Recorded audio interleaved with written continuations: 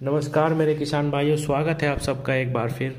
किसान साथियों, आज की इस वीडियो में मैं आपको बताऊंगा गन्ना बुआई में हमें कौन कौन से खाद और कौन सी दवाई का इस्तेमाल करना चाहिए जिससे हमारा जमाव अच्छा आए, हमारा जो गन्ना है वो जमते ही ब्यात करना शुरू कर दे, गन्ना जो पौधा है वो मोटा निकले, ज़मीन के अंदर से ही स्वस्थ निकले। किसान साथियों, वैसे तो मैं इसके बारे में कई सारी वीडियो में पहले ही बता चुका हूँ, लेकिन क्योंकि गन्ना बुआई का समय बिल्कुल नज़दीक है, इसीलिए सबसे ज़्यादा सवाल यही पूछा जा रहा है कि बुआई में हम क्या डालें।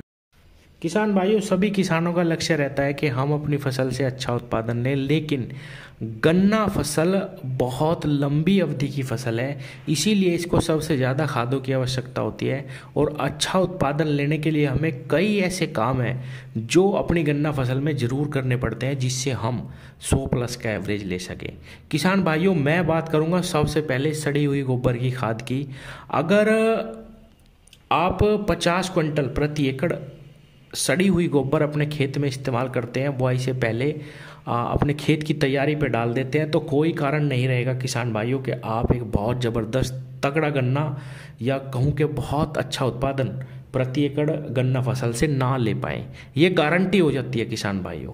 इसके अंदर सभी प्रकार के माइक्रोन्यूट्रिएंट आ जाते हैं जिससे हमारी फसल लगातार बहुत तेज़ी से विकास करती है। किसान भाइयों, अगर आपके पास गोबर की खाद नहीं है तो आप कंपोस्ट खाद किसी अच्छी कंपनी की खरीद सकते हैं, या कंपोस्ट और गोबर की खाद से भी अच्छा अगर आपको कहीं पे केंचुआ खाद मिल जाए तो आप उसका इस्तेमाल करिए। आप बुआई के समय पे केंचुआ खाद का इस्तेमाल करेंगे तो आपको कम खाद में ही ज़्यादा बेहतर रिजल्ट मिलेंगे।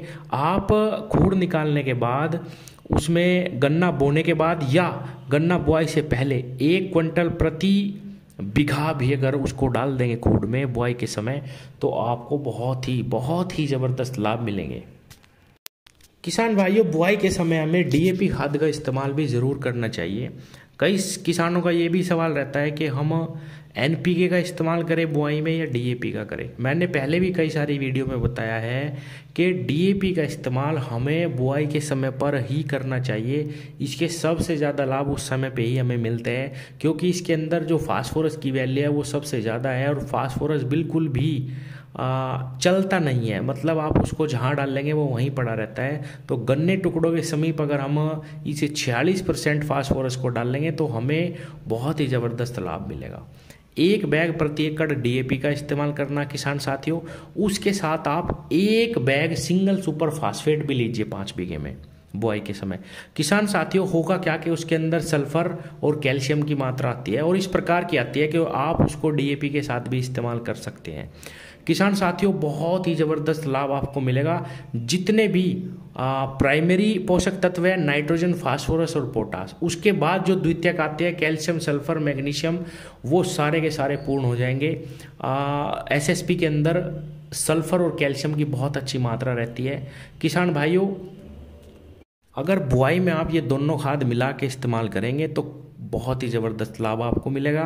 पौधा आपका बहुत ही मोटा निकलेगा, उसमें किसी भी खाद की कमी नहीं दिखेगी, और बहुत ही जल्द 25 दिन में ही पौधा ब्यात करना शुरू कर देगा।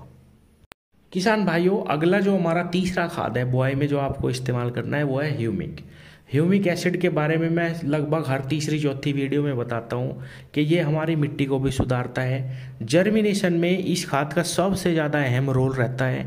किसान भाइयों, जैसे ही 8 दिन में जब आप गन्ना टुकड़ा अपनी ज़मीन में दबा देते हैं, बुआई कर देते हैं, तो जैसे ही उसमें हल्की हल्की जड़ें निकलनी शुरू होती है, वो जड़ें इतनी तीव्र फैलती हैं किसान भाइयों, बहुत तेज़ी से फैलती हैं, हमारी जो ना जमने वाली भी गन्ना टुकड़ा है वो भी जमता है। किसान साथियों, ह्यूमिक एसिड का इस्तेमाल करते ही हमारी मिट्टी बहुत तेज़ी से सुधार करती है। अगर हम, ये भी देखा गया है कि लगातार हर साल बुआई में ह्यूमिक एसिड सभी फसलों की बुआई में इस्तेमाल करते हैं प्रति एकड़ 1 से 2 किलो, तो हमारी मिट्टी में जो जैविक माइक्रोन्यूट्रिएंट है, जैसे अभी मैं कोड़ी का खाद बता रहा था या केंचुआ खाद बता रहा था, उसकी भी आवश्यकता नहीं रहती। कम खाद में आपको बेहतर रिजल्ट मिलते हैं। मिट्टी भुरभुरी रहती है, उपजाऊ रहती है किसान भाइयों। यह हमारी सभी प्रकार की फसलों की जड़ों पे काम करता है, जड़ों को ज़्यादा तेज़ी से फैलाता है, दूर तक फैलाता है, जिससे पौधा जितने भी ज़मीन में खाद पड़े रहते हैं उनको ज़्यादा अवशोषित करता है और पौधा बहुत तेज़ी से ग्रो करता है। किसान भाइयों, जहाँ पे भी ह्यूमिक एसिड डाला होगा वहाँ पे बिल्कुल हरियाली रहेगी पत्ते में, और किसान साथियों कोई भी डेफिशिएंसी पौधे में नहीं आ सकती।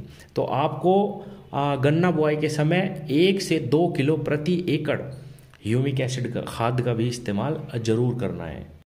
जैसे कि मैंने अभी बताया है कि सभी दवाइयों के 15-20 दिन के ही रिजल्ट रहते हैं, लेकिन किसान भाई एक तो महंगी दवाई खरीदते वक्त ये सोचते हैं कि भाई हमें तो 2 महीने तक अब रिजल्ट मिलेंगे। ज़्यादा दवाई डालने से ये सोचते हैं कि मुझे अच्छा रिजल्ट मिलेगा, अब लंबा रिजल्ट मिलेगा। नहीं किसान भाइयों, जब तक दवाई का समय रहता है तब तक ही दवाई असर करती है। आप हो सके तो समय रहते दवाइयों का इस्तेमाल करें, ज़्यादा दवाइयों का एक साथ इस्तेमाल ना करें। किसान साथियों, कोई भी एक अच्छा कीटनाशक बुआई में आप इस्तेमाल करिए, और उसके साथ अगर आप चाहें तो फंजीसाइड कोई भी एक ले करके, कार्बेंडाजिम मैनकोजेब शुरुआती अवस्था में बहुत ही अच्छा फंजीसाइड है, उसको भी आप ले सकते हैं। 500 ग्राम से लेके 1 केजी तक प्रति एकड़ इस दवाई का भी इस्तेमाल कर सकते हैं। तो एक कीटनाशक और एक फंजीसाइड के साथ आप बुआई करिए। किसान भाइयों, कोई भी रोग आपके गन्ने में नहीं आएगा जब तक आपका गन्ना बाहर ना निकल जाए। उसके बाद जैसे ही पहला पानी आएगा, आप उसके बाद कोराजन, या जब आपका गन्ना स्प्रे लगाने लायक हो जाएगा तो ज़मीन में दवाई डालने से बचें। केवल और केवल स्प्रे के माध्यम से एक हल्का कीटनाशक का इस्तेमाल करते रहें। किसान साथियों, बेहतर परिणाम और बेहतर रिजल्ट आपको मिलेंगे। तो यही है कि आपको क्या क्या डालना। उसके बाद पहले पानी पे आप बहुत सारे माइक्रो न्यूट्रिएंट हैं उनका इस्तेमाल कर सकते हैं। पहले आपने डीएपी का इस्तेमाल कर लिया बुआई में, आप पहले पानी पे एनपीके खाद का इस्तेमाल कर सकते हैं जिसमें पोटैश की भी मात्रा आती है। 3 पानी तक 4 पानी तक ही हमें अच्छे खादों का इस्तेमाल करना। उसके बाद हमारा गन्ना लास्ट तक बहुत अच्छा बना रहता है। उस पर आने वाले समय में वीडियो बनाता रहूँगा। धन्यवाद।